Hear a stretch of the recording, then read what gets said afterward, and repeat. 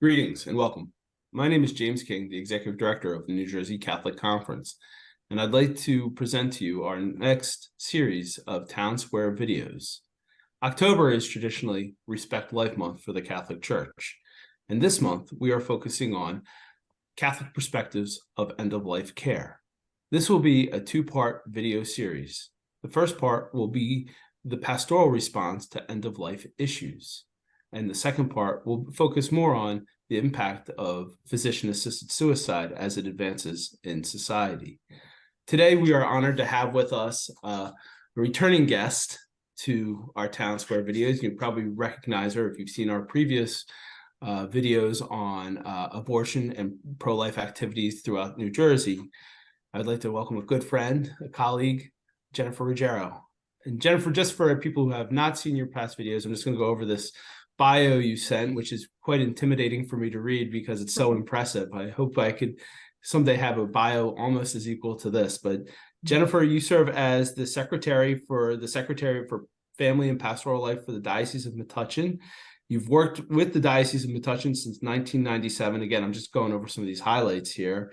You've coordinated a wide-ranging, diverse activities such as educational programs on church teaching, life issues. Let's see. You were honored by Life Choices Resource Center with the Faithful Servant Award in 2011. And then in 2016, you received the, can you pronounce that for me? What was that? Benemerenti Medal, a papal honor from Pope Francis for outstanding service to the Catholic Church. Well, I think that just sums it up. I don't think I'm going to go any further in your bio because that's just amazing. So we have an individual honored by the Holy Father to help us through this conversation. Jennifer, you and I have talked about end-of-life care many times, both as on a personal level, because we've both intimately experienced these situations over the last couple of years. You with parents and in-laws and other relatives, me with my parents, both my mother and father earlier this year. And I really think that was the genesis for us to decide on these this topic for the video series for Respect Life Month, because it is such a difficult topic. It's an uncomfortable topic. Nobody likes to think about worst case scenarios or losing a loved one, but obviously it's something that needs to be talked about. It's something that needs to be discussed because there is a lot of misinformation out there, a lot of confusion out there about how the Catholic Church approaches end-of-life issues. And I hope these videos can become a resource for us and a resource for all to help them facilitate these conversations and maybe even start the process of looking at where they get the answers, how do they plan for it. I had a theology professor in college who would often say to us, gentlemen, when did Noah build the ark? And he would say, before the rain. So, in that kind of mindset, that's where we're going with this. We don't want to deal with these topics, prematurely, and we're certainly not asking people to fixate on them, but they definitely need to have some type of plan in place. So without further ado, I'm going to ask Jennifer to jump in. And if you could, would you lead us with an opening prayer, Jennifer? Sure. In the name of the Father, and of the Son, and of the Holy Spirit. Amen. Loving God, we ask for your blessing as we meet this day to learn about building a culture of life. Give us loving hearts that we may show true compassion to those who are ill, suffering, or are near death. Give us just hearts to respect the inherent dignity of all, and grant us the wisdom, strength, and courage to protect and defend the gift of human life in all of its stages and conditions. Amen. Amen. In the name of the Father, and the Son, and the Holy Spirit. Amen. So Jennifer, I know this is something in your pastoral work you've dealt with. At the conference, we deal more with the policy side and the legislative side, but we're not looking to talk about policy and legislation today. We're looking to talk about the pastoral side, which I think can ultimately be summed up as that human interaction. How does the policy really affect people? How does the teaching affect people? And how do we address that? So I don't know if you would like to take a moment and maybe talk from both, it could be both your personal and professional experience, but what are some of the challenges or some of the questions you may have received in your work in the diocese surrounding the end of life care issue for the faithful? Well, interesting enough, you mentioned the policy side of things, and as you know, we had been working for years and years, 12 plus years, to oppose legislation on physician-assisted suicide here in New Jersey. And in my work, working to oppose that public policy, I had to get almost expert in end-of-life issues from the Catholic perspective so that we could educate parishioners about the church's teaching as well as why we oppose that public policy. And, it was a long journey battling it. We finally lost the battle in 2019. And so physician-assisted suicide is legal here. But the education needs to go on because we don't want people turning and going down that path, especially for our fellow Catholics. So what I found over the years, learning about end-of-life issues, studying it, presenting it, it really informed my personal life. Little did I know that was going to happen. Over the last 8 or so years, I've experienced a lot of loss. But the knowledge of the Catholic faith and the Catholic teachings on end-of-life care really informed my journey with my parents, with my aunt, with my father-in-law. Really helped me to feel more comfortable in some of the decision making that I was tasked with doing. I was very much involved in all of their healthcare decisions as kind of like their healthcare manager, so to speak. So it really helped me to feel confident and know where to go if I had questions with regards to different topics. And it's really good that people study this a little bit before they're faced with, as you said, where they're faced with a crisis, where they're having to make these decisions within a few days and feel very uncomfortable about which direction to go in. So I think the information is important because we do have physician-assisted suicide as an option, and we really don't want people going down that path without information. And so this educational program, I think, is going to be very helpful for people looking for some just guidance. Sure. No, I agree. And, it's interesting what you were saying about working on the policy, the work we did to oppose physician-assisted suicide here in New Jersey, and how that, in a way, helped prepare you for the experiences you went through with your parents and your in-laws and your other relatives. And you were thankful for that. And I have to say, I was with you for that legislative battle, and we worked extensively on that. And I thought I was prepared, and I almost was the exact opposite, because when I found myself in that situation, I was starting to second guess what I understood, or what I understood the church teaching to be and how it should be applied. And I think that's one thing that is not often thought about, is the emotional part, that the emotional component of the situation when you're in that situation. So, and I guess that just further reinforces the need to talk about it when the emotion is not there. I mean, obviously it's emotional to start that conversation, but if you're not dealing with it in real time, you can remove that emotional piece and think about it very analytically, very with a clear mind, and have those conversations and put that plan in place, because it does become much more difficult with the emotional piece. And if you haven't discussed the pieces that go into this, it makes it that much more difficult. So I agree, and I thank you for your time and helping us with this, because I do hope this becomes a resource for people moving forward. So just to give our viewers kind of an outline, we're hoping to accomplish the following in this video. One is to just go over the foundational teachings on life. I think often we jump right into these topics of Catholic morality without giving the foundational teaching, and sometimes that's going right from crawling to running into a full sprint, and that can be difficult. So even if people have a decent understanding of those principles, it's a good refresher for all of us. Then we'll discuss a very important aspect of this, the living wills and advanced directives for healthcare.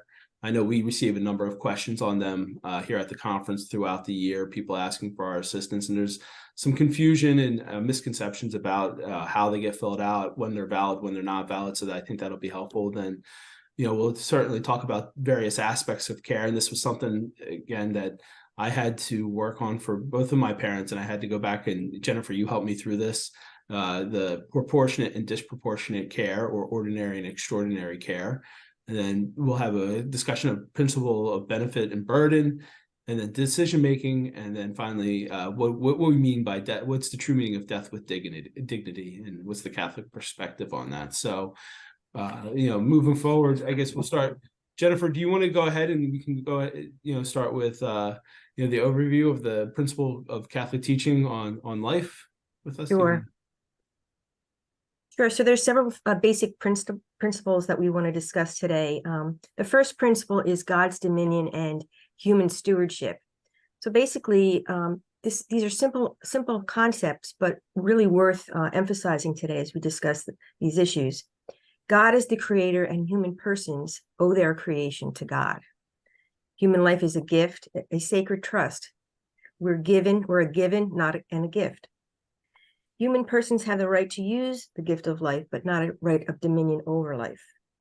And human responsibility for life is one of stewardship, not ownership. So often today, we think that we have autonomy over our lives, but God gave our lives to us as a gift, and we don't own it. We have to care for it. Yeah, that's such a radical, contradictory way of thinking of our life. Even myself, I often wonder, how much do I think of my life as a gift and not something that I own, or that I was owed. Right. It really is contradictory to popular thought. So if you don't start from that idea of gift, it makes everything else that much more difficult to accept. So I think that's a great point to highlight. Yeah, so the second principle is that the sanctity of life, the Catholic Church respects life from the moment of conception until the moment of natural death. And each person has worth and dignity because she or he is made in the image and likeness of God. And the value and dignity of human life results solely from God's creating and sustaining love. This is a tough thing for people to get their head around in today's culture as well. And I go in and do presentations to the students at the schools. They don't even know what it means to be made in the image and likeness of God. They don't quite get that. And so I always tell them in simple terms, you have built-in worth. You have built-in. Inherent is a hard word for them to get their heads around, but built-in worth. So it doesn't matter what you do. It just matters that you are. God created you because he loves you and wants to sustain you in your life with his love. So it's a really hard concept for even some adults to understand. When we say made in the image and likeness of God, we mean that we have qualities that the animals and the other creation don't have. We have intellect, so we can think and process ideas, and we also have free will, which means that when we take that information, we process it, we can choose to do good or we can choose to do evil. And so that we're at a way higher level than all of the other creation. And so we really have this inherent worth. God lives within us. His love sustains us. And again, just a basic concept, whether we're talking about beginning of life issues or end of life issues or anywhere in between, we have to remember that basic concept that we are inherently valuable and worth being here because God created us and thought about us and did it on purpose, and we have a purpose for him. Again, I have 3 children of my own, all in various different grades, middle school or junior high, grade school, and high school. And, I've heard throughout their educational experiences, even when they try to explain what you're saying, that built-in value, at times it's not realized until it's a self-actualized built-in value. So everybody has dignity, but it's only what you define it as. So, even there, you're seeing what the popular mindset is today, that the built-in value is only worth what it's self-actualized. So whatever the individual says my self-worth is, that built-in worth is, that's all it is. But what we're saying here is, regardless of what the individual thinks about the built-in value, regardless of what society thinks or others may think, that built-in, this is what the objectively saying the built-in value is, that you are worth being loved, you're worth this love, and you have free will and intellect, and no matter what you think or others think, that can't be taken away. And I think sometimes as people get older and they become infirm, they may not hear as well. So they have trouble doing things that they used to do, physically, mentally, emotionally. And we age and we become less maybe useful, society would say. So I think there's almost a devaluation of people as they get older. And sometimes that makes the elderly feel very unworthy. They don't feel as useful in the family.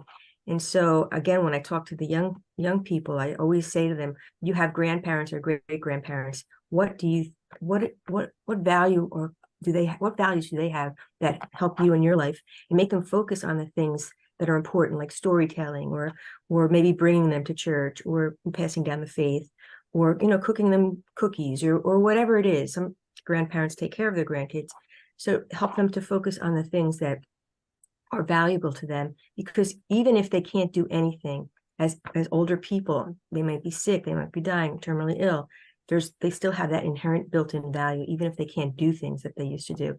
So it's always an important principle to bring up when we're talking about end-of-life issues in the elderly. And now, what's the next is the two obligations. What are the obligations that come out of our understanding of life, Jennifer? Okay, so the obligation to nurture and support life whenever we can, and the obligation not to harm or destroy life. So those are two basic principles, but so often in our society, we miss it. Yeah, they almost seem like they're one and the same, because if you're dedicated to nurturing and supporting life, then it would be counterintuitive to do anything to harm or destroy it, or counterproductive, I guess, in that sense. Right. So is there any other principles that? Well, there's a third principle. Actually, there's two more. The third principle is the prohibition against killing. So we all know about the commandment, you shall not kill. Again, we have an obligation to protect life and an obligation not to destroy it. And again, the only place where we can allow killing is in a self-defense type of a situation. We don't want to have the arbitrary taking of a life. We want to protect life and not destroy it. So again, thou shalt not kill. Which speaks directly to physician-assisted suicide, which is an intentional action. Now, and then the fourth principle? The fourth principle is the principle of interdependence. Again, in so much in our society, we talk about being autonomous, but we are persons that are created to be social and in community. We're a community of loving persons.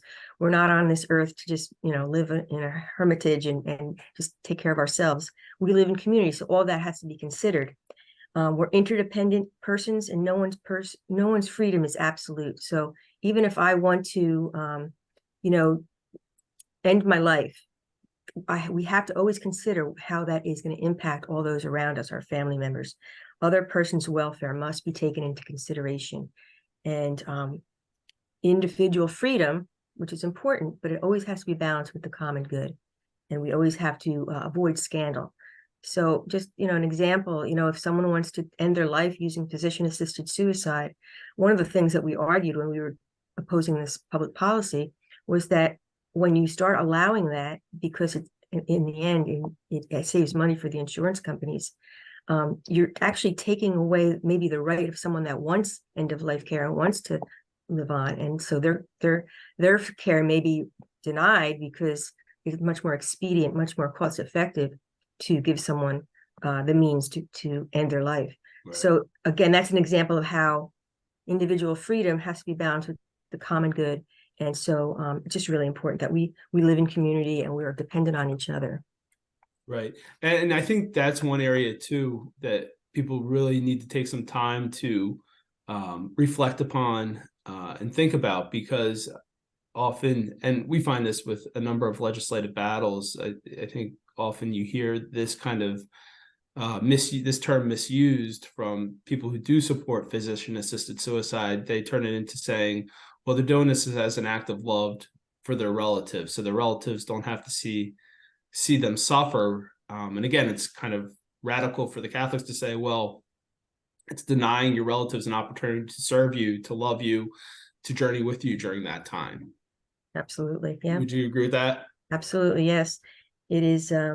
It's an important time. It can be a time of great pain, but it can also be a beautiful, grace-filled time when you're journeying with someone at the end of their lives. And we have to kind of think about the word compassion.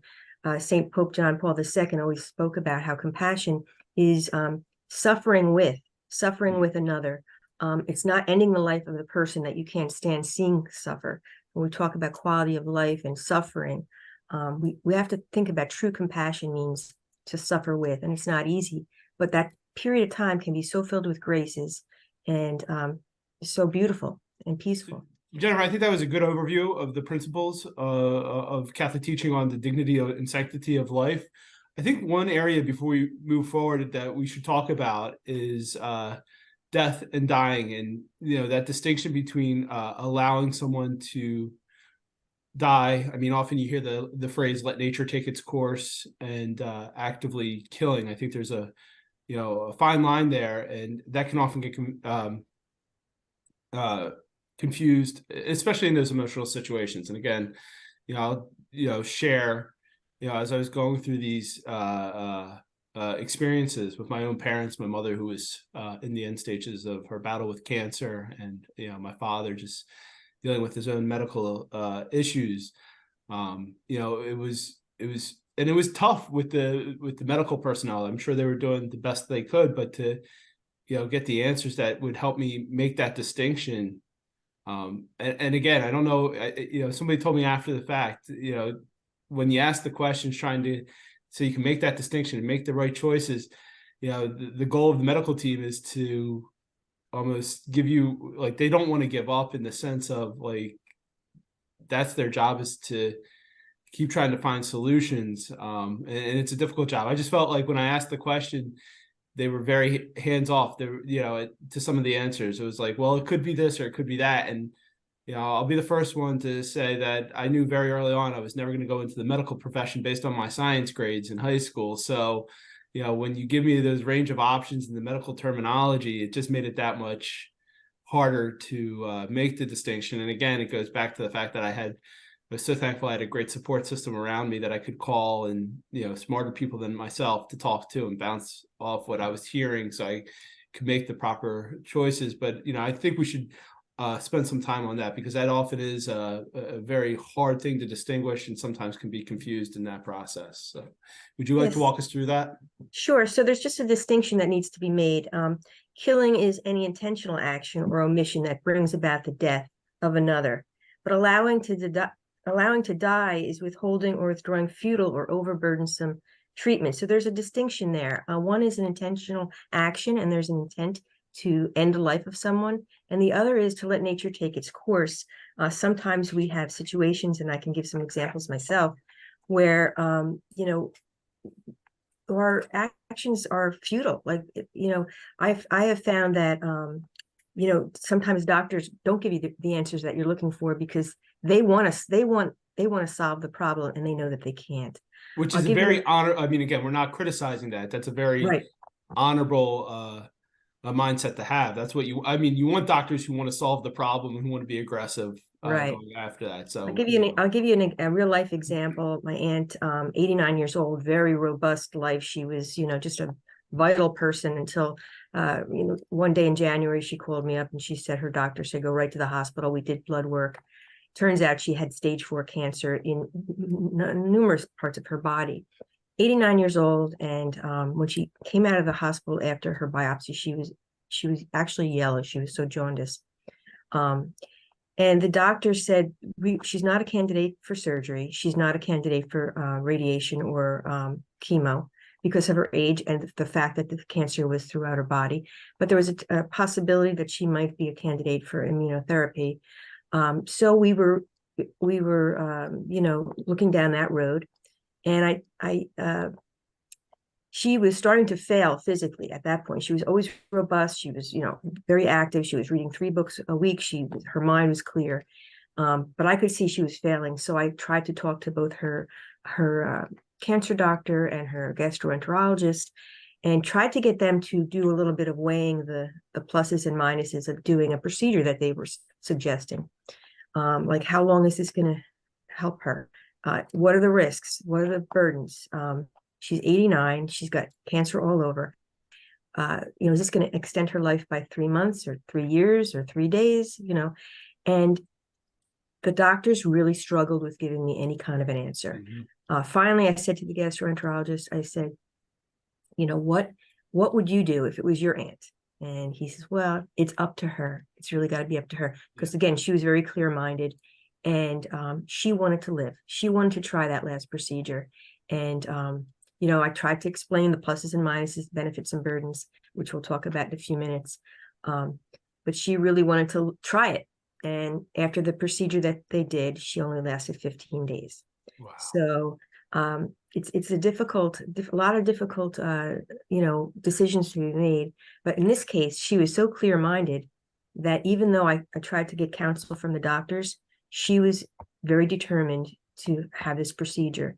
And, she was ready to take the risk involved. But because she was competent enough to make the decision, we had to go with what she decided. She may have lasted longer without this procedure. But she chose to do it. Yeah. Interesting. So.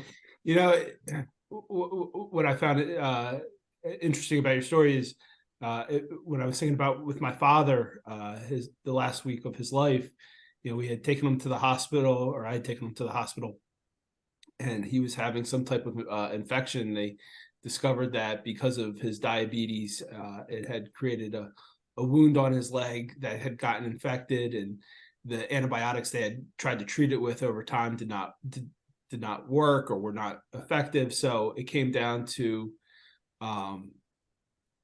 surgery, but that surgery was also going to be complicated by the fact of his heart failure and his kidney failure. It was just a whole range of problems, and I'm not going to go into all of them.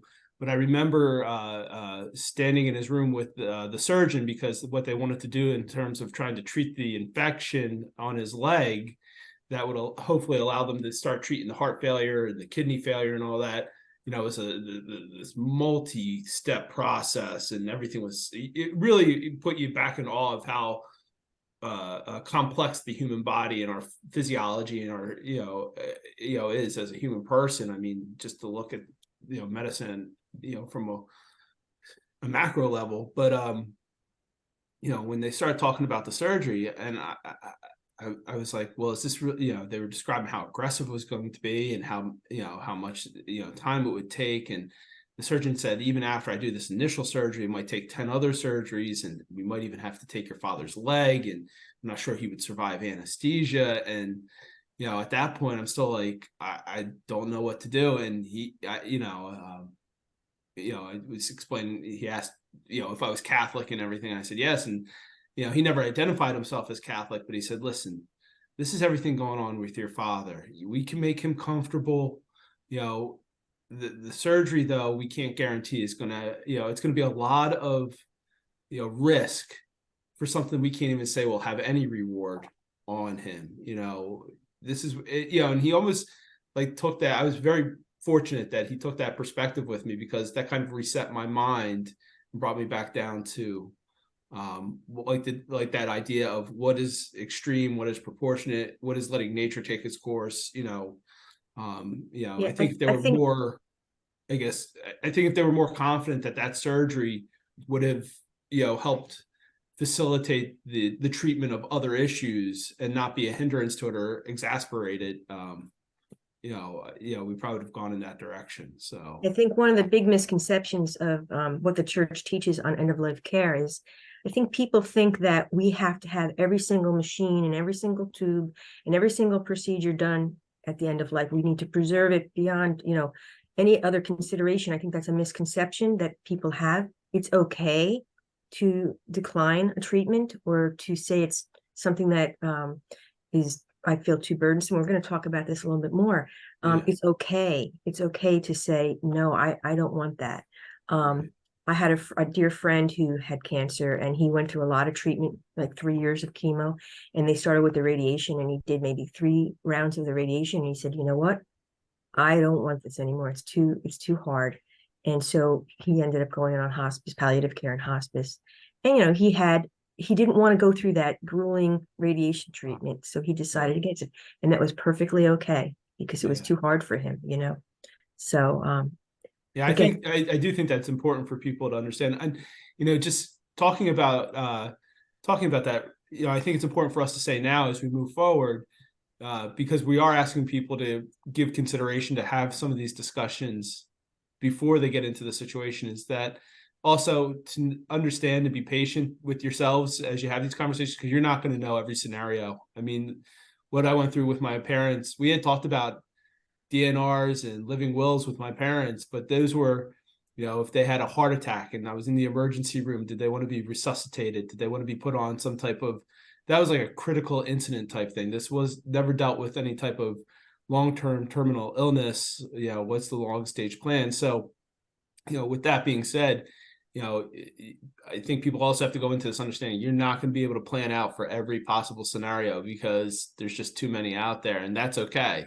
but having the conversations will help you prepare for the unknowns that may come your way in the future. Absolutely. We recently had my in-laws move in with us, and since then my father-in-law has passed.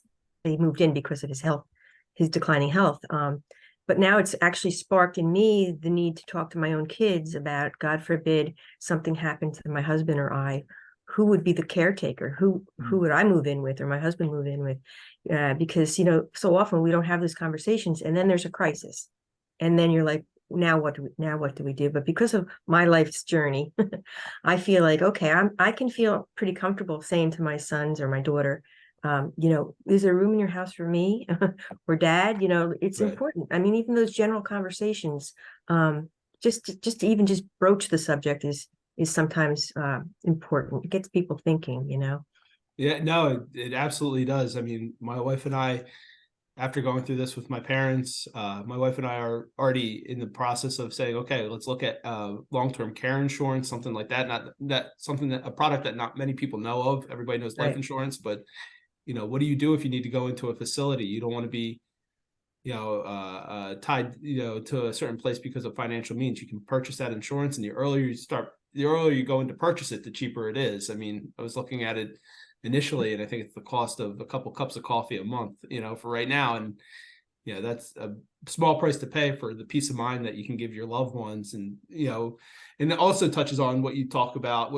earlier about that sense of usefulness. It gives you a sense of power, because if you have a product like long-term care insurance, you do make some of these decisions now, when the moment comes, you have that power to make that decision and not say, oh, I can't afford to go here, so I have to go where Medicare or one of these other insurance plans provider, I have to go move in with a loved one. So I think that's absolutely right.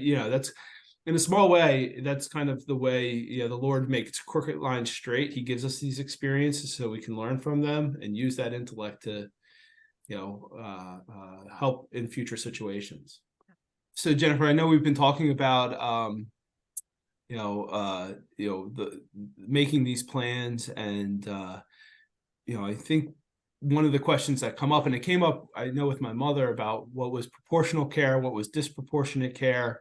I even learned after the a fact from a friend who went into a similar situation, and the doctor this friend was working with for her parents, or her parent, I believe it was her father, when they made the decision to forego any type of further treatment for the illness and just put her father into some type of, I believe it was palliative care at the time. The doctor, who was well-meaning, the friend told me the doctor identified as not being Catholic, but the doctor went on to say, well, the Catholic Church has changed its teaching on proportionate and disproportionate care, and that providing nutrition and hydration, even if it's artificial, is not required in every instance. So I know, like, there's a lot of confusion on that. Like, some, there are instances where food and hydration can be removed, but it's not something that we can choose what those instances are. There are clear guidelines on that. So I think it's important. Thankfully, in the situation I just highlighted, my friend who went through that situation knew enough to tell the doctor that no, that's not exactly what the church teaches on that. But I'm thinking about people who may not be as well versed as my friend, and again, with the emotion, may hear something like that and be like, Oh, okay. And go along with that. So you want to go ahead and give us a little brief overview on that or discuss that for a little bit? Sure. Yeah, sure. I think that we need to talk about proportionate or sometimes called ordinary care and distinguish between that and disproportionate and extraordinary care. Those terms are kind of used interchangeably, but proportionate means are all those medicines and treatments and procedures and technology that offer a reasonable hope of benefit, and that can be obtained without excessive pain or without excessive expense or burden. So in other words, if you have diabetes, you would take your diabetes medicine. If you broke a leg, you would, obviously fix a leg. If you had a cold, you could take aspirin. Those are very ordinary means.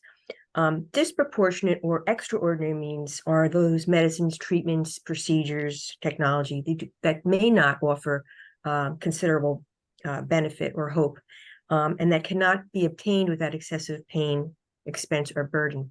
So there is a difference. So we are expected, because we're supposed to nurture our lives, to take advantage of ordinary care.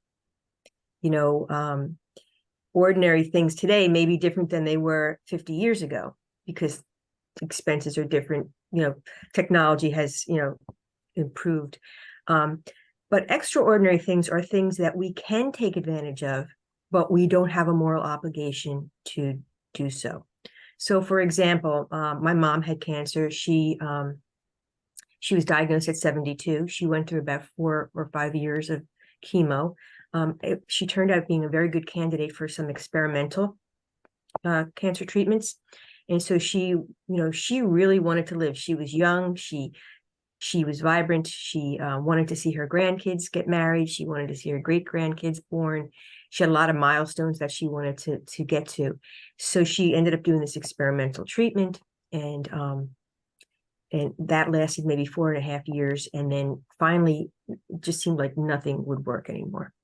So in her case, she was doing experimental treatment. For her, she chose to do that. She did not have to choose to do that. Morally, she could have said, no, I don't want treatment, but she really wanted to live. So her choice was to go ahead and do it. And then at the end, she had no choice because there was nothing really else that they could do. So other people, like I often look at her and what she went through with those 4.5 years of chemo and the other treatments and think to myself, I don't know if I'd be so courageous. I don't know if I'd want to go through all that. She was at the doctor, 2 and 3 times a week for hours at a time and had a lot of side effects and all, but she really wanted to get through these milestones. I look at that and I'm not so sure I would make the same decision. And morally, that would be totally acceptable if I said no. So that's just one example of extraordinary means was the experimental treatment, but she really she had that will to live. Just like I mentioned, my aunt really wanted that last procedure because she took the chance. She figured the risk was worth it. If it could help her live longer, she wanted to do that. Morally, she did not have to, she was not obliged to do that last procedure because it could be considered extraordinary. Another example would be my father-in-law had congestive heart failure, and what they found, and he had a lot of troubles. He had surgeries and everything. They found that the fluid was starting to build up in his lungs, and so we brought him to a lung doctor, and the lung doctor says, "Well, we think it's probably lung cancer, but he's got all these other things going on. He's elderly and really weak and frail." And we decided that it wasn't even worth doing a biopsy because even if he was determined that he had lung cancer, there was really nothing that they could do to treat him. So in that case, a biopsy might be considered ordinary, but in this case, it was extraordinary because it may actually have caused him to die sooner. And really, there was no benefit.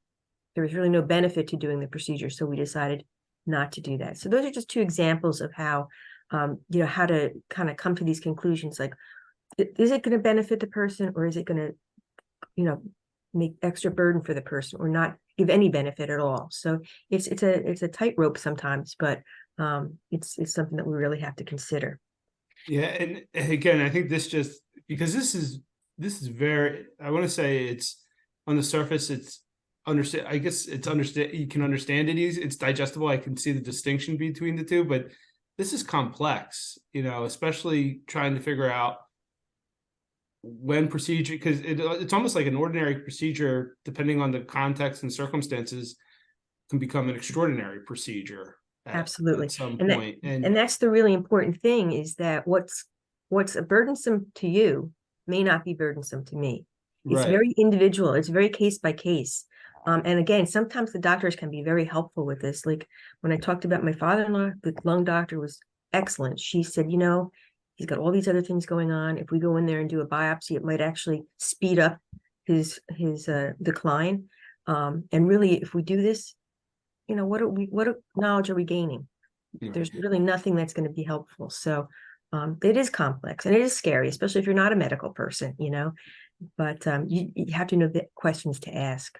And again, not to belabor the point, but I hope people do watch this video and come away with the importance of having these conversations beforehand, because I think what you just highlighted emphasizes that when you say what may be extraordinary for one may not be extraordinary for another. So that example you gave about your mother taking on the experimental treatment, it's important that you know what your loved one's medical wishes are, because they may be different than what you think their medical wishes are, or what you would want done. And again, you can't base on what you would want done for someone else. I Right. mean, obviously, certain circumstances may lead you to that, but if you have these conversations beforehand, it helps you prepare for that. And these are ongoing conversations. These are ongoing right. conversations. And the more you talk about it, the more comfortable you get with it. You may not be ready to sign a DNR, or you may not be ready to stop treatment, but in 2 months you might be ready. You know what I mean? It's a dynamic journey, because people have enough after a while, or they decide, what, I'm tired. I want nature to take its course, or whatever.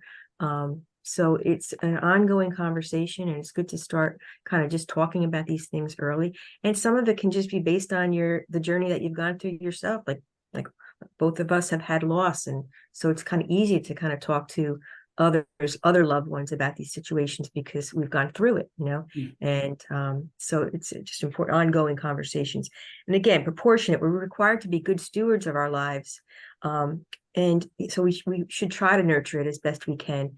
But disproportionate, there's no sin in declining treatment if you find it burdensome, or that it doesn't have benefit that you choose to do. And again, I think any of these topics could be a whole, not just video unto themselves, but a whole series of videos. I mean, that's how complex some of these issues are.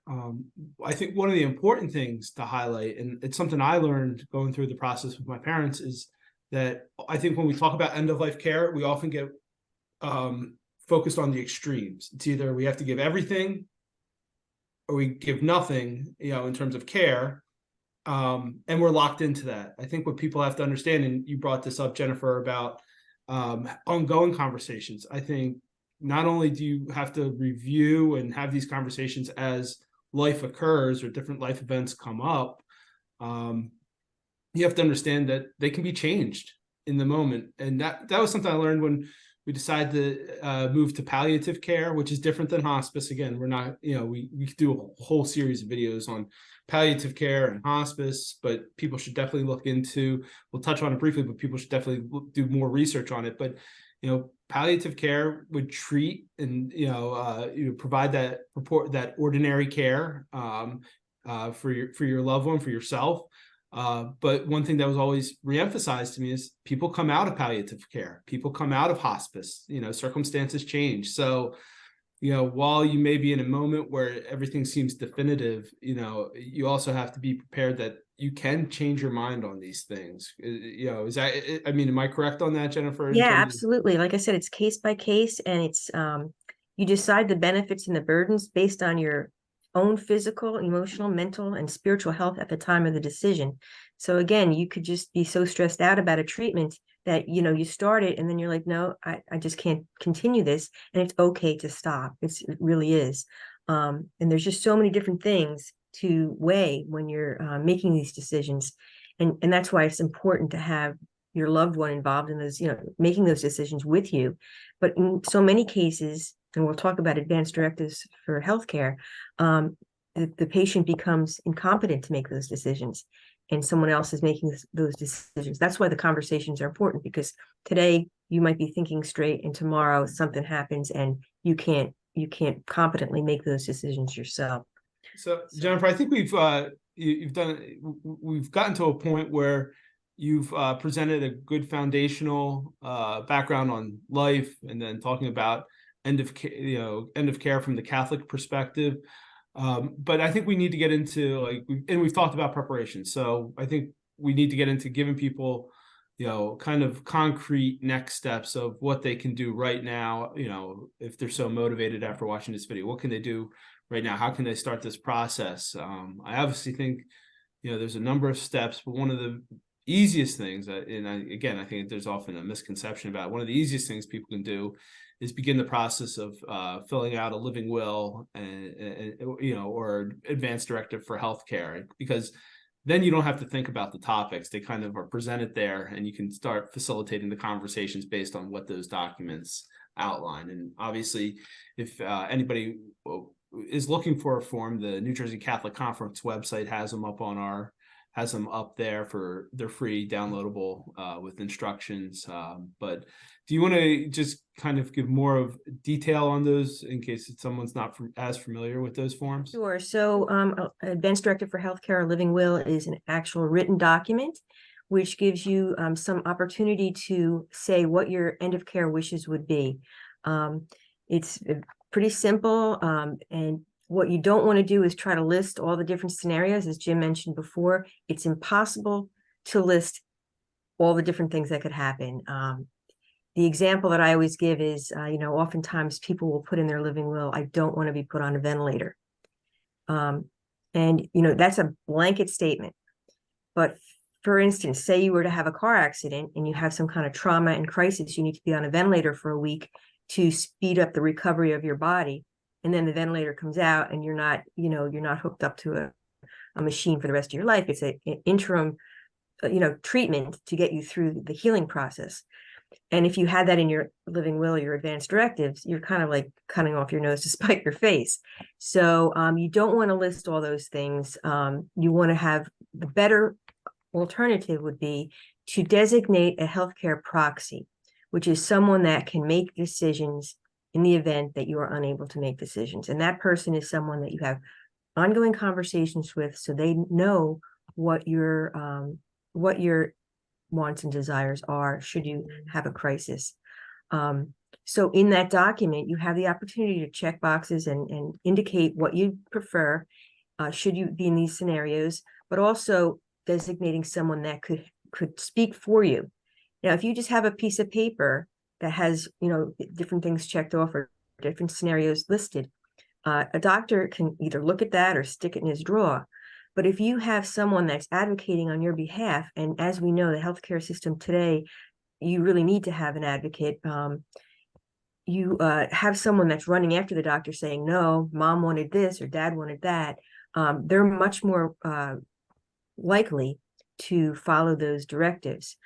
So it's important to have someone in your life that, is a faithful Catholic, that you think has prudential judgment, and that has these conversations with you and that you trust.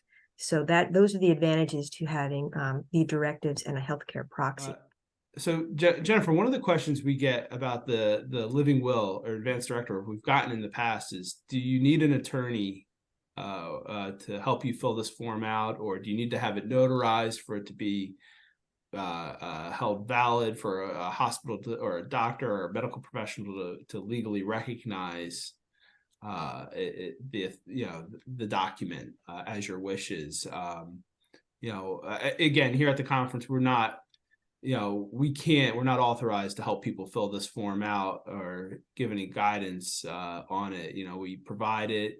And when people ask about needing an attorney, I often say to them, that's their call. If they want to include it amongst their will or power of attorney forms that they're filling out, things like that, then certainly discuss it with your attorney. But for most people, the thought of hiring an attorney to do this often comes with, I don't have the money, I can't afford to do that. So We don't Yeah, want people to be precluded from, filling this out because they feel they don't have the financial means to do so. So is that something they need to do, or? they don't need to have it authorized by an attorney. They can certainly work with an attorney, but that's not required. What is required is a witness, and you want to have a couple of the copies available so that should something happen, it's easy to find. If you do assign a healthcare proxy, it would be good to give the form to the healthcare proxy, because God forbid something happens, that person is your healthcare person. And that was the position that I've been in numerous times now, is the person that is the advocate for the patient, because sometimes there's so much going on. Someone's got to be in charge of holding it all together. They're seeing so many doctors or whatever, and one hand doesn't know what the other hand is doing. So if you're the healthcare person in your loved one's life, you should have a copy of that living will or advance directive. And again, avoid making broad statements like, I never want this or I never want that, because different scenarios can come up. But if you have these conversations with the proxy, you're in much better position to have your desires and your wants followed. Jennifer, the other thing I noticed with my parents, every time I had them at we went into a hospital, or when I had to move them into an assisted living facility, one of the first intake questions was about an advance directive or a living will. So you're starting to see, and I think it's been for a while now, that medical institutions are asking for them, or asking people or helping people facilitate them. One thing, and again, I don't know what your thought is on this. If it's not a dire emergency, at that point, I would just ask people to exercise some patience with that. I do find that when they do intake at hospitals and nursing homes, they want everything done yesterday. But if you find, I don't know, my advice is, if you find yourself in a situation where you're doing that intake, or you're moving a loved one in and to a nursing home or assisted living, or you're going into a hospital and you haven't had these conversations yet and they're asking you about it, it's okay to say, can you give us till tomorrow or the next day before you fill anything out? Because at least, I mean, it's not the optimal scenario, but you at least you want to give yourself some time to discuss it if it's not a life threatening an emergency. Do you have any thoughts on that? I mean, that's kind of my take on it, but I'd be interested to hear your perspective. Absolutely. I think that, I think it's actually a law that the healthcare facilities have to ask whether you have a living will or an advance directive. And if you don't, they have to offer you one. And sometimes one form is better than another. And I would recommend that anyone listening goes on our New Jersey Catholic Conference website and download that, because it's leaning more towards the Catholic perspective. It actually has some bullet points to guide you in filling it out. But it's not something that you absolutely have to have when you enter a facility. They give you the option. They have to ask, but you don't have to have one. So if you need time, certainly take that time. Yeah, I guess it's more like, don't feel you're being pressured by the facility to make rash decisions on your Right. And that's care. the other thing. I think that people get frightened when they hear that. Like, it seems like, and you don't want to make these decisions in a place of fear. You want to, have it when you're, feeling like these conversations can be had, and that you're doing it kind of the right way. Jennifer, as we conclude the section on the advance directive, is there anything we overlooked? Is there any final piece of advice that you may want to offer someone or listeners? Just about making that final decision. Now, now say you are a patient that has advance directive for healthcare, you also have a healthcare proxy, and you go into a facility, you have to make a decision about a certain treatment. If you're in your right mind, if you're competent, the patient is the one that makes the decision, even if it's different than the advance directive, even if it's different than what was discussed with the healthcare proxy. If there's any question about the competency of the patient, the next thing is the healthcare proxy, because again, that's a dynamic discussion. It might not have been annotated in the living will or the advance directive, but the healthcare proxy is given the confidence by the patient to make those decisions. And then finally, if there's no healthcare proxy, it would go to the advance directive. So I just want to give you, kind of a listing of the sequence. It's the patient first. If the patient's unable, it goes to the healthcare proxy. If there is no healthcare proxy, it goes to the advanced directive for healthcare. So that's the way the decisions are made. Jennifer, I think that was very important to go through the understanding of the advanced directive and living will process, but also to talk about when the healthcare proxy becomes responsible for the medical decisions, and the role the patient still plays, the individual still plays in their own medical decisions, even as they're going through the situation or the process at that time. And I think we all know of stories. Maybe they're stories friends shared with us. Sadly, they might be stories from our own families where that all gets challenged and arguments occur among family members. I think we all know of a family that probably has been torn apart by trying to make these decisions for a loved one. And again, with so many of these topics today, I think we could spend a whole video series delving into them, but just to kind of give people a little bit more information, not that it would answer all of their questions, but if you find yourself in that situation, I know for myself, and again, because this is so fresh in my memory, it just happened this year with my parents. I was, in a way, benefited by being an only child. I don't have siblings, or I didn't have siblings that I had to worry about arguing with. It was myself sitting with the medical team and with my parents up to a certain extent, but both of them experienced some type of cognitive impairment because of their illnesses. My mother with her cancer, once it spread to her brain, and then my father with his issues and the infection and how that affected his ability to make decisions. So it was quite clear. Again, for me, it was quite clear. At this point, the doctors are like, they're not able to make their decisions. It's on you now.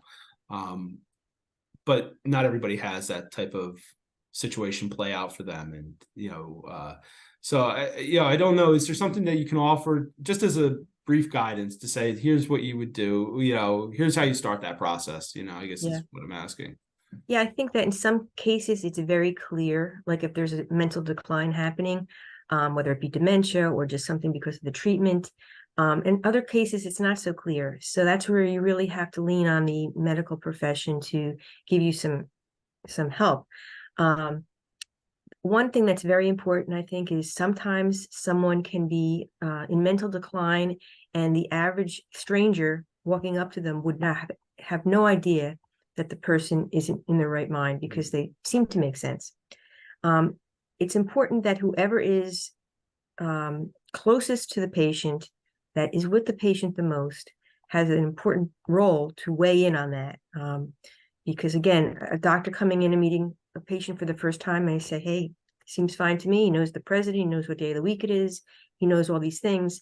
Meanwhile, the patient is making all kinds of crazy or, ungood decisions, or poor judgments, I should say. So the healthcare proxy should really be the person that's closest and spends the most time.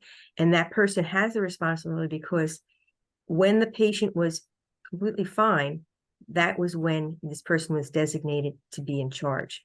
So there may be other family members that disagree, but again, the healthcare proxy is the one that's having those conversations, that's spending time with the patient, that knows this is not normal. This is not normal decision-making process for dad or for mom or whatever. So it's difficult, but again, you have to, spend time with the patient, and also lean on the doctors and have them do an evaluation if you suspect if there's disagreement in the family. We had to do that with my dad. He seemed fine to some people, but I knew his judgments were way off. And so we had him evaluated, and it ended up that he was deemed incompetent, and he had 3 more years that he lived, and I had to be in charge of his healthcare decisions because he truly was unable to. And again, my aunt was perfectly in her right mind until the day she died. And she made all of her healthcare decisions. My father-in-law was a little bit in between stage, because he was starting to decline. So sometimes it's very clear and sometimes it's not. And again, prudential judgment in trying to navigate that it's tough, but again, lean on the medical professionals. Yeah, and you talked about prudential judgment. I think again that's a good opportunity to remind people that, while we're saying preparation is key here, learn the issues, learn Catholic teaching, pray, take it to prayer, obviously, do as much as you can, but don't feel overwhelmed because there is no perfect outcome. It's not going to be, perfectly planned out. And I think most people understand that, but you're going to get the curveballs, you're going to get the circumstances or the situations that you did not expect. And at the end of the day, you can only make your best possible judgment, and you only can make best possible judgment if you properly and adequately prepare yourself. And that after the fact, it takes a lot off your mind that you did everything you could. I think it's the coach John Wooden, the UCLA coach, that used to say, what was it?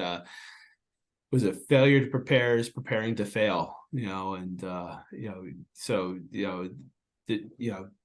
preparation, again, it just echoes that preparation is key. So that leads right into formation of your conscience. Yes.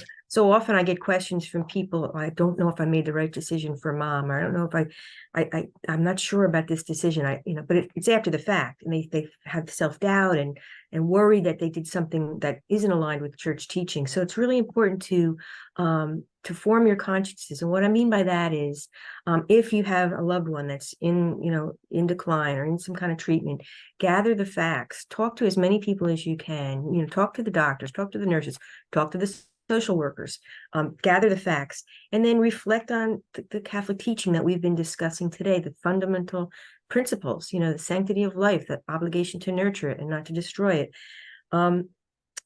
Examine your motives and your emotions. Again, sometimes, that's where it gets a little murky. It's difficult to take care of a loved one, especially at the end of life. There's difficult decisions to make. There's a lot of time that's involved. There's a lot of self-sacrifice that goes into this. If you're in charge of someone's healthcare or even involved in it, maybe not necessarily in charge of it, a lot of self-sacrifice. So you have to reflect on what your motives are for making a decision, and go back to what your patient's wishes would be, and discuss it with others. Discuss it with family members. It can be difficult because there can be disagreements, but it's important to have those conversations and be open and transparent and honest. And then pray. Again, take it to prayer. You've gathered the facts. You've talked to as many people as you can. You've reflected on church teaching. Pray about it. Ask God for some guidance. Ask the Blessed Mother to wrap her mantle around your loved one and you when you're making the decision. And then make a decision and be comfortable and at peace with it. Because if you've done all those things, most likely you're making the right choice, the right decision for your loved one. And don't second guess yourself. Don't have self-doubt. Again, if you've done all these steps, you're in pretty good shape.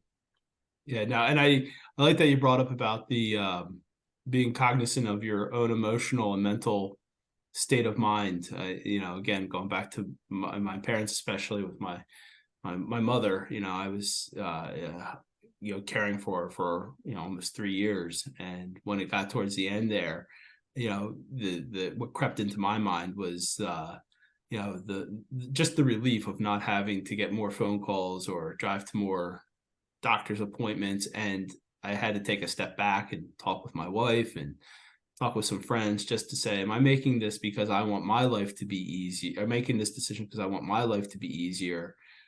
Or, is this the right decision for mom? And, thankfully I had people who were honest with me and, but also validated, saying, of course you want your life to be easier. Nobody wants to go through these stressful and sad situations, so it's okay to have those feel, it's okay to have that feeling, but that's not the number one priority here, Absolutely. In an odd way, in a very odd way. And I guess Catholics, we do have some odd ways of thinking of it. It's like being a parent all over. For those of us who are parents, and you understand that total dependence of another individual on you. And parents don't. I guess sometimes parents feel guilty that they think about their own needs before their child's needs. Like, would you just stop talking, or would you just go to bed? I guess it's that circle of life type of mentality with that you were talking about. So I think that's great advice about properly forming the conscience and just knowing that if you do those steps, you're in be pretty at good peace shape with yourself. Yeah. I just want to bring up one more thing. Sure. Like when you're making these decisions, like whether you're going to do XYZ treatment, there's a complex blend of factors that go into it. And these are the things that you need to consider. Like, what is the rate of success of the procedure? Like, is it 50-50? Is it 60-40? Is it only a 20% chance that something good will come out of this? What is the age of the patient? You may make a decision for a 40-year-old father of three, different decision than you would for an 89-year-old mother, whatever. So the age of the patient is key. What are the risk factors? What are the risk factors of the procedure? Could there be death? A sooner death? Could there be other complications? What's the nature of the illness? Is it something that is complicated? Like, there's different, my dad had congestive heart failure, he had Parkinson's, he had dementia, and he had diabetes. There's a complex blend of things. What's the type of recovery? A friend of mine had shoulder problems. She was in her 80s. They told her that the recovery for the procedure was going to be very lengthy, so she opted against having the surgery. The recovery is very important. And again, what are the resources of the family? Is there health insurance? Is this going to bankrupt the family? These are all factors to be considered in making the decision. And again, forming your conscience and keeping all of these factors in mind will help you to have the best outcome. Yeah, and thank you for bringing that all up, because again, I think going back to some of the misconceptions about Catholic teaching on end-of-life care, I do think there's some people out there that believe that we say all those are, you shouldn't think about any of those things and just focus on keeping somebody alive, even if it's unnecessarily. And what the beauty of Catholic teaching shows, and if you find this throughout all of our faith, is that it's not very simplistic. We take circumstances, we take other factors into account, and we say, no, you have to think about these, you have to pray about these, and you have to have discussions about these to help you make your the teaching within the right framework of Catholic teaching. So it's not you're not a robot that just chooses one way or the other. You have to go through that type of that process. It's necessary. So I think that's very important that we remind people of that. Did you want to, Jennifer, as we wrap up, we talked about conscience. Is there any other resources out there? I mean, the one thing I found, and again, talking about when you're in that situation, if you haven't had those conversations, and again, I'll go back to the day my mother passed away. We took her from the nursing home back to the hospital. It was clear that a death was imminent, but again, going back to talking with the medical staff, they don't like to give you, they kind of give you generalities. Like, it could be today, it could be tomorrow, it could be a week from now, we don't know. And here we are processing it. I'm in the hospital room with my mom, who she's on oxygen and had lost consciousness, and you're moving forward. You're trying to make all these decisions, trying to keep everybody informed of what's going on. And then the doctors come in, and then the social workers come in, and everybody's asking you questions, because at that point, and this kind of goes back to what we were talking about, having that healthcare proxy, having that conversation. Now, at that point, in that moment, you're being asked all these questions. Where do we move to? And I've shared this with you in our conversations leading up to this webinar. As much as I've studied this issue and end of life, the care and the Catholic teaching on it, it's quite different when you're in that exact moment, especially for a loved one. And you do start second guessing yourself. You start going, do I really understand what the church teaches here? I mean, again, I have a master's degree in moral theology, and I was questioning whether or not I understood what I actually had learned in class or what I had studied. So, and I felt lost. I genuinely felt lost. And I don't want anybody else to experience that. Is there something, is there, like, what would you recommend to somebody if they find themselves in that situation? Like, I would say, absolutely just say, you have a right to say, give me time. You're not asking for a week, you're not asking for a month, but say, everybody just needs to back off for a second. Unless it's something that is critical, needs to be made in that moment, you have a right to say, give me a second. Yeah, absolutely. Let me take a breath. But beyond that, is there anything, like, is there someone people can call? Is there a hotline? Yes, there's a wonderful resource. It's the National Catholic Bioethics Center. It's based in Philadelphia. They have free consultation. These guys and women ethicists, they're fully in line with the Catholic Church. They take phone calls and they take emails. If it's an urgent matter, there's a helpline, and it's 215-877-2660. And they recommend that it only call that number if it's urgent, and they will answer your questions. They will talk to the hospital staff to get more details, because oftentimes when we present a problem or a situation as lay people, we don't have all the specifics, but they can actually intervene on your behalf and speak with the medical staff to get all the facts, and then advise you as far as the Catholic teaching and the best decision to make to be in line with Catholic teaching. So often we get calls, and I always direct people to this helpline. If it's not urgent, they ask that you email them, and they promise to get back to you within 24 to 48 hours with a response. Again, they may need more details, more information, but I have given this number out numerous times at presentations, and I have gotten very positive feedback. This is a real good resource. It's free, it's confidential, and it really is a good thing to have in your back pocket, this number, because you never know when you're going to need it. Thank you, Jennifer. Yeah, and we'll share that. We're going to share that slide so Okay. people can write down that number. And this is a good plug for this as well. The slides that you've seen throughout this presentation will be available on the NJCC website. Jennifer has graciously agreed to allow us to share them with everyone, and so you can go back and review this information. There may be some information that we didn't specifically address in this in our discussion today, but it's there for you, for the viewer to see, to review, to get more information on. I just have two follow-up questions regarding the National Catholic Bioethics Center number. When you say if it's an urgent matter, is that and again, if you don't know, that's fine. Is that a 24/7? If you find yourself in this situation at 3 o'clock in the morning, and you say, "Can I have some time?" Can you call that? And do you know? I mean, if you don't, that's fine. I just was wondering. I think it's considered a helpline, which means that they will get you an ethicist call back very quickly. Okay. A hotline would be someone's always answering the phone that can answer your questions. I think it's a helpline, but someone will get back to you if it's an urgent matter. They'll get back to you very quickly. Okay. That's good to know. So I think that was the only follow-up I had.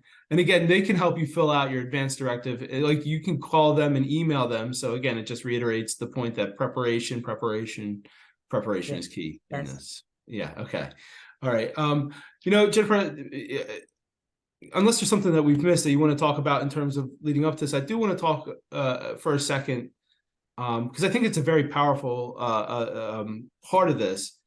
Talk from the component of the loved one with the family member who is ill, and the important role they play is not just being the healthcare advocate or being the ride or the person that shoulders the burden, but there is a moment of grace-filled opportunity there. And I didn't know if you wanted to share the Catholic perspective. That we've kind of shared what you're going through to prepare yourself to go through these end-of-life situations, but I think it's also proper to prepare yourself as someone who may have to journey with someone through that. Is there anything you would like to share on that? Yeah, I think it goes back to the principle of interdependence. We're meant to live in community, and so often today we're little islands unto ourselves.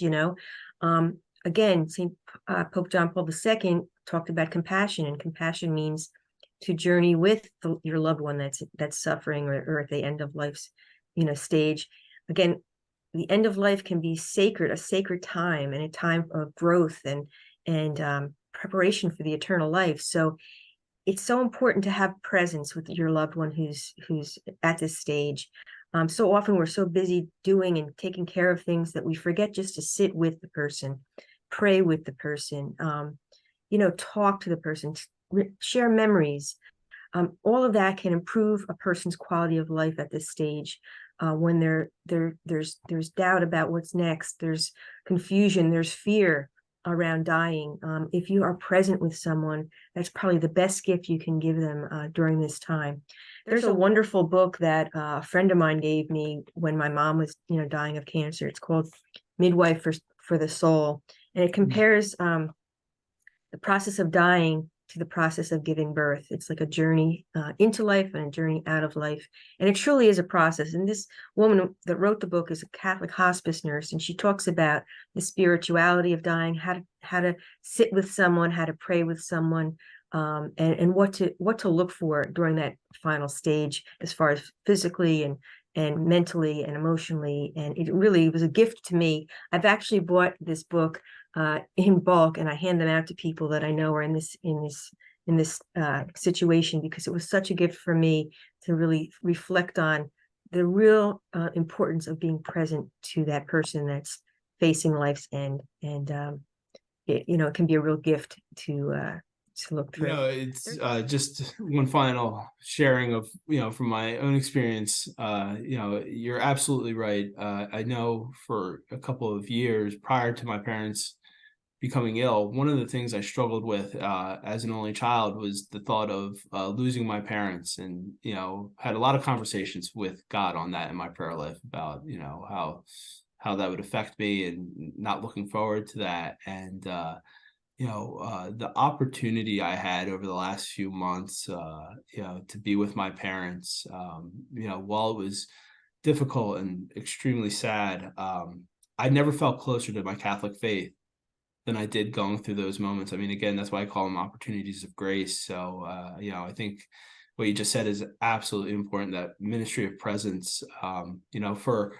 For at least 4 months, I was going every day, twice a day, sometimes more than twice a day if it was the weekend, but to see my mom, just to make sure she had the care and that's an important thing. I do want to bring that up to people. When if you do have a loved one going through that and they're in a facility, being there, being present for them, you want to believe the care is the same, but it does help facilitate care for them if the staff sees that you're active. The person has somebody advocating for them on their behalf. But anyway, I was going multiple times a day to see my mom and see my dad, and then after they passed, it's funny now I think about it, like I actually miss, as hard as it was in the moment to say, okay, I got to go do this now, I'm so tired, but I got to go visit mom, I got to do my second visit for her.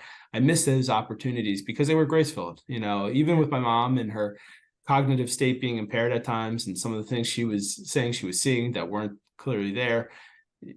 Always be able to bring her back to say a rosary with us, or have some type of prayer discussion. It was just such a great moment, and I definitely believe it impacted my faith life for the better moving forward. So I think that's a great way to end it, is to talk about that, because I can totally relate. I can totally relate to that. One of the things growing up, my parents were never very physical people, not a lot of affection, and they showed their love in different ways. But as both my parents were journeying towards the end, I was able to brush my mom's hair and to put lotion on her arms and do physical things that we had never done before. My dad, he was in an assisted living facility because of his Parkinson's. He couldn't even feed himself. So for the last few months, I would go at lunchtime and at least feed him lunch. And just that physical connection just really made so much of a difference for me in facing the loss of both of them. And you say great moments of grace and time of grace. I always say these are opportunities to grow in holiness. Mm-hmm. And it's self-sacrifice, but it also brings you closer to our Lord, who and to our Blessed Mother, who would want us to take care of the sick. So yeah, and it is, especially when it's a parent. It's for me, it also felt like a way of repaying them for all the sacrifices they made for me. Not that they ever looked for any type of repayment, but that brought some peace to my soul that I was able to offer them that type of care, and because I did the same thing, the feeding and yeah. I think I always look at it like lotion. when things are done, you don't want to have any regrets. Right. So that was always my mantra: don't have any regrets, don't have any regrets. And I can honestly say I don't. So that gives me a sense of peace. So Jennifer, I think I'm getting the sign from John, who's our producer today. He's off camera. We want to thank John Hardiman, our communications director here at the conference. He's the one who's going to be editing this and trying to, I know it's not going to be a problem. You're always a home run, Jennifer, when you come on to our video series, but he's going to have a job. There might be a different person sitting in, he might have to dub somebody else sitting in for me. This was my first time hosting one of these videos, but we're getting the sign that it's time to wrap up. Again, we could talk about this for multiple hours, multiple videos, and maybe it's something we can explore, because I was thinking there's so much here that we could possibly build off of. Yeah. But we'd love to have you back on, Jennifer, for a future video or future discussion on this, because I think it's such an important topic. But thank you, as always. Thank you for sharing your gifts with us. You're phenomenal. You're one of the Thank best. you. Yeah, one of my heroes to work with there, Jennifer. I always appreciate the time we spend together. Thank you. Anytime. All right. God bless. All right. Thank you, everyone, for joining us. This is our first video for Respect Life Month on end of Catholics and end of life healthcare issues. We will have future videos coming out. We ask you to stay tuned, and please feel free to download the resources that we have here. Look at the books that Jennifer recommended, and thank you, and God bless you.